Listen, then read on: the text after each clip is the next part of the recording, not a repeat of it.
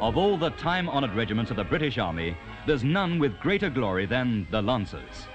The 9th Queen's Royal Lancers. Here on parade, the Lancers of today carry themselves with all the proud bearing of men conscious of the stirring traditions they stand for. For the 9th have been crack cavalrymen for 245 years.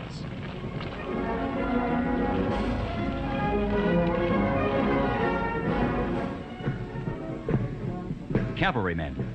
Cavalrymen without horses these past 25 years, for the winds of change have blown their banners too.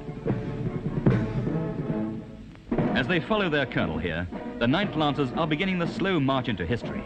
Soon the 9th will be no more. Soon, like many another glamorous regiment, they'll be amalgamated.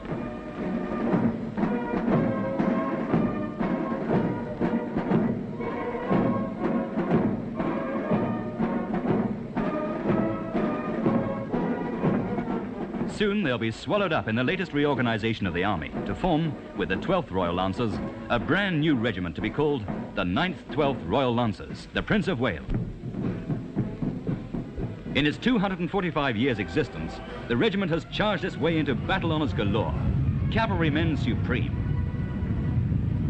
Even if their horses today are centurions. Behind the tradition, behind the pomp and ceremonial, are the Lancers of the rocket age, bang up to date, efficient, trained to a hair's breadth in the most modern methods of warfare.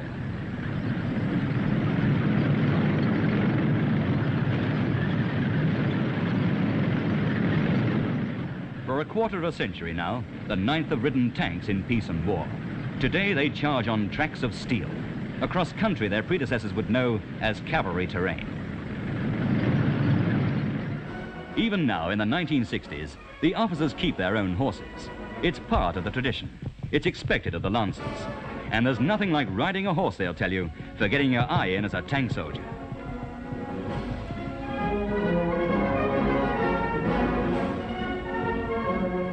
Lancers make dashing riders, as this officers' mess picture of 9th Lancers Lieutenant Frank Furlong winning the Grand National shows. And this is how another 9th Lieutenant, Fulker Wallin, rode Reynoldstown to victory again in 1936, the 3rd 9th Lancer to win a national. As with many another Lancers tradition, successful horsemanship goes on. Here are some of the race horses owned by the 9th's officers being taken out for morning exercise. And the lieutenant who leads them, Nick Upton, is the 1959-60 champion amateur jockey of Germany, the first Englishman to win the honor for 75 years.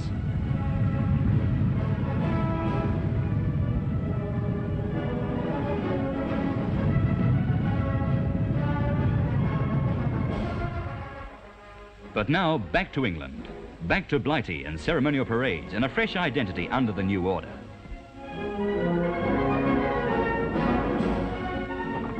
Back from service abroad they come, from Germany, just as the Lancers of old came home from campaigns overseas, with souvenirs, something for Mum and the old man, the last homecoming of the 9th.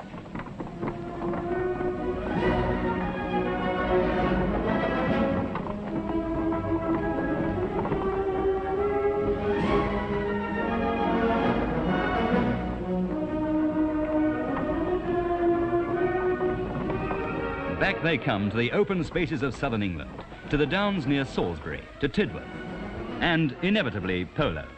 Today, Prince Philip broadens interest in the game, but it was the 9th who first brought it to Britain, way back in the 1880s. It was the 9th who played the first game in these islands, and like those many other traditions, the fact is not forgotten.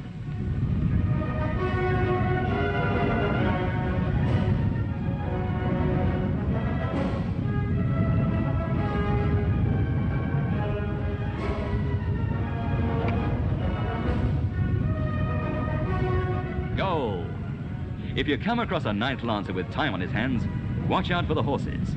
Racing, show jumping, polo, they all come naturally to these cavalrymen. Here's all the dash and purpose of some battle charge of old. And there are many in the 9th's proud story, from Peninsula and Paniar to Delhi 100 years ago. And the battle charges that brought more VCs to the 9th than any British regiment has won in any campaign. 13. And a new name, too, the Delhi Spearmen, though the 9th are officially called after Queen Adelaide, William IV's consort. And now another queen honours the 9th, the Queen Mother. Right on time, right on the landing mark, comes the 9th's Colonel-in-Chief to present them with a guidon. Once, Every cavalry regiment carried its guidon until 130 years ago, when the light cavalry, and this included the Lancers, began carrying their battle honours on their drum banners instead.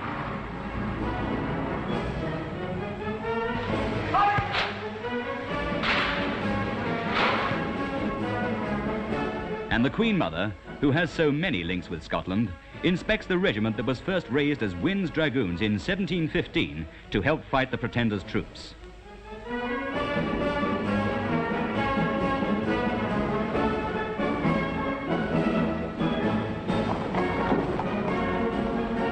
Away go the old drum colours, the colours that have been in use since before the First World War.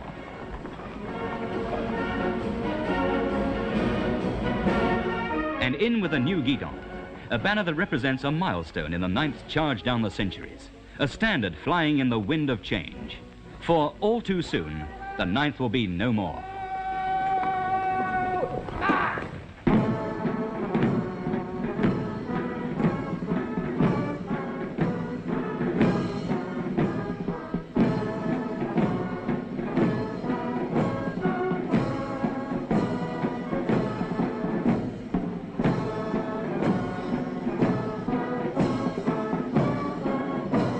Tomorrow, a new regiment.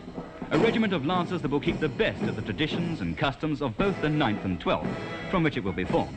For change can be a beginning as well as an end.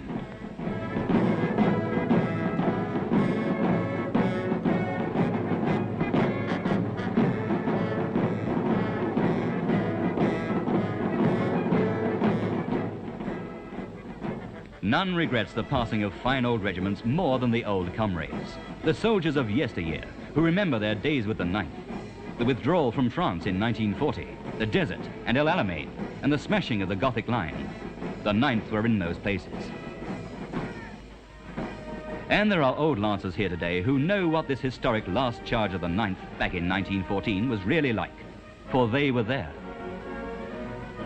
In the new army, the 9th Lancers will find their fresh place, for they can look forward as well as back.